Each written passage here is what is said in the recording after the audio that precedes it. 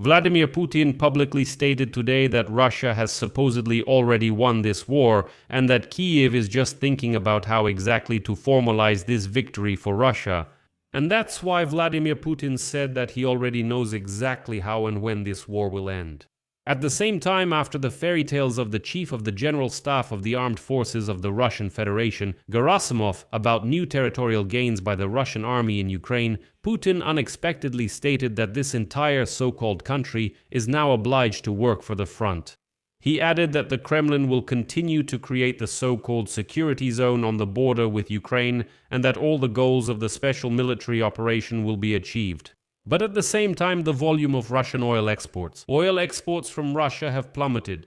The Tuapse oil refinery completely shut down after the attack, and smoke from the fires in the port of Tuapse has already stretched for 300 kilometers. But according to Putin, everything is going according to plan and everything is fine. I'm Alexei Pitchy, let's discuss this topic together. But before we start this episode, I ask you to subscribe to the channel, give it a like, leave any comment you want, and be sure to subscribe to my Telegram channel Peachy News. The link to it is in the description of this video. So, that bold disgrace. Vladimir Putin said that he knows how Russia's war against Ukraine will end. In his opinion, the Ukrainian leadership is just thinking about how to formalize Russia's victory. Kremlin propagandists said today that Putin held talks with the head of the City Duma of Nizhny Novgorod, Yevgeny Chentsov, and he stated that no one even doubts the future victory of the Kremlin, including even the enemy, that is, Ukraine. Putin agreed with this comment and added, quote, "They're in Kiev, they're just thinking about how to formalize all this. Well, we'll see. Especially since military actions are always a complicated and dangerous thing. We know how it will all end, but we won't make any." And such a statement was made after the disgrace announced by the chief of the General Staff of the Russian Federation Army, Valery Gerasimov. This character claimed today that the Russians have supposedly completely captured, who would have thought, the Luhansk region. Not sure, but I think this is the 11th time they've claimed to fully capture the Luhansk region. But in reality, that's not the case. Right now, fighting is still ongoing near Rekivka, Nadia and Novoye Horivka in that very Luhansk region. The spokesperson for the 3rd Army Corps of the Armed Forces of Ukraine, Alexander Borodin, noted that the above-mentioned settlements remain under the control of Ukrainian forces. However, he added that the troops of the Russian Federation continue to advance and throw a large number of personnel and resources into battle. Borodin also noted that on this section of the front line has hardly changed over the past 6 months. The Russians have an operational objective to advance in the Borovaya-Liman direction, as this is the key to Sloviansk and Kramatorsk. But as if that disgrace wasn't enough, Gerasimov also added that the Russians have once again captured Kupiansk-Uzlovaya in the Kharkiv region, and that there are allegedly street battles taking place in Orikhiv and Zaporozhets in the Zaporizhzhia direction. But here's the problem. Even according to open maps, there are still several kilometers from the front line to Orikhiv, as well as to Kupiansk-Uzlovaya in the Kharkiv region. At the moment, there's not even a so-called gray zone there. But according to Gerasimov, they've already captured these territories. But things are going so well for the Russians, everything is so great, that today Vladimir Putin called on all Russians to work for the war effort. The bold dictator Volodya Putin said that during the so-called Great Patriotic War, the whole country worked for the war effort, and that's how it should be now. Next, is a quote from that stinky Volodya Putin. During the Great Patriotic War, the entire home front supported the front lines, for our soldiers, for our defenders. But they didn't just make tanks, planes, cannons, and shells.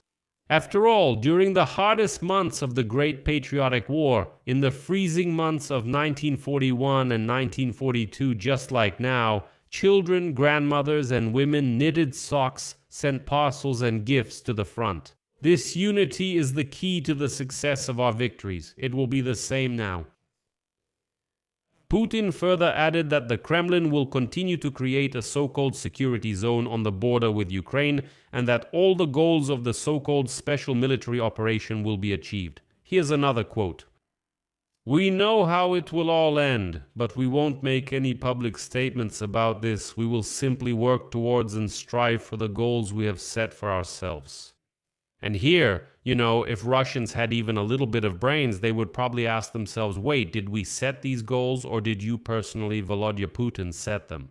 But since Russians lack that kind of intelligence, they don't ask themselves such questions.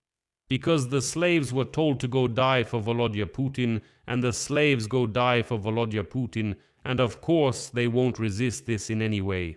And so, according to sources close to the Kremlin, as reported by Bloomberg, Putin is preparing to continue the war for another 1 or 2 years, since the peace negotiations, which had been going on for over a year with the mediation of Donald Trump's administration, have reached a deadlock.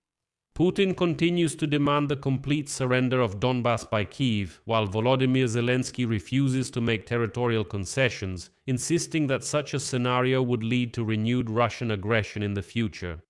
According to Bloomberg sources, the Kremlin is planning to launch a new offensive in order to take military control of the territories it annexed in 2022.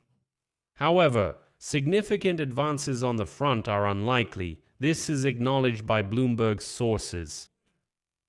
Why? Because this wild Russian army cannot overcome the so-called drone wall built by the armed forces of Ukraine, destroying up to 90% of the assault troops, even before they reach the front line. Over the course of last year, the generals of the Russian General Staff managed to take control of a mere 0.8% of Ukrainian territory, and the year before that, only 0.6%.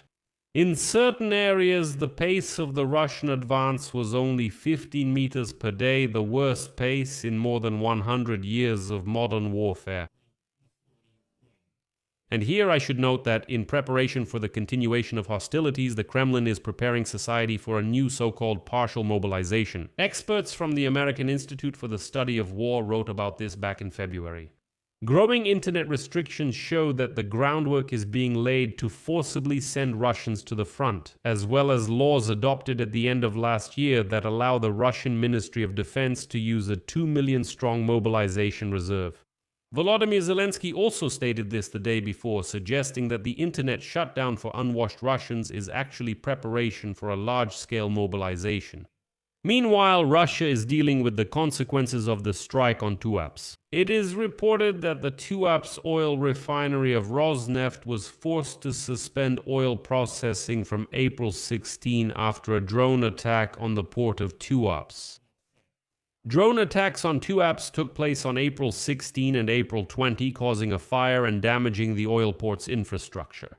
Now it has become impossible to unload products due to fires at the port terminal and the oil products tank farm. And finally, I'll show you an absolutely beautiful photo.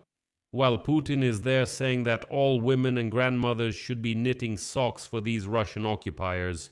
A satellite image taken today, April 21st. The smoke from burning oil tanks at the Tuapse oil refinery has stretched for more than 300 kilometers and has already reached Stavropol. The fire at the oil refinery has been going on for several days now, and that's wonderful. I'll leave it at that. Share your opinions and conclusions in the comments below this episode. Subscribe to the channel, hit the bell, and don't forget to like if you want to support the work of this YouTube channel. I would be grateful to you for that. You can do this with any donation or a paid sponsorship subscription using the links and details in the description of this video or by scanning the QR code on your screen. That's all for now. Take care of yourselves. Goodbye, everyone.